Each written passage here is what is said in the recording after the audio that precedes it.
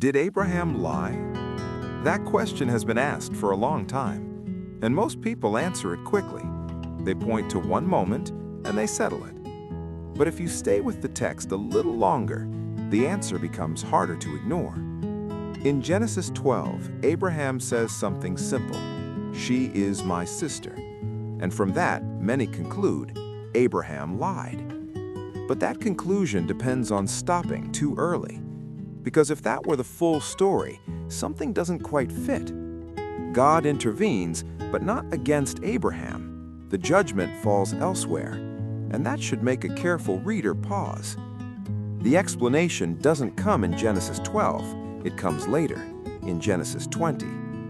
In Genesis 20, Abraham is questioned directly. No pressure to hide, no reason to be unclear, and this time he answers plainly.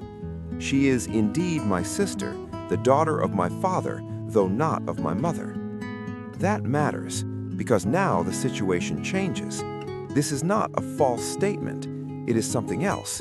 It is a true statement that leaves something out. And what is left out is exactly what shaped the outcome. Abraham explains his reasoning. "I thought there was no fear of God in this place." That is a revealing sentence, not because it shows rebellion, but because it shows a limit on where he believed God's protection would reach. So he acted carefully. He spoke truth, but not fully. And in doing so, he took control of what he feared losing. That kind of decision doesn't always look wrong on the surface. It sounds reasonable. It even sounds wise. But underneath, it is shaped by fear.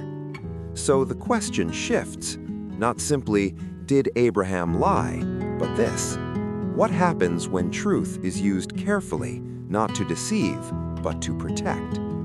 Scripture doesn't rush to accuse Abraham. It shows something more precise: a man who spoke what was true while holding something back. And in that space, the real tension appears. If you've never looked at Genesis 20 this way, read it again slowly and consider not only what Abraham said, but what he chose not to say.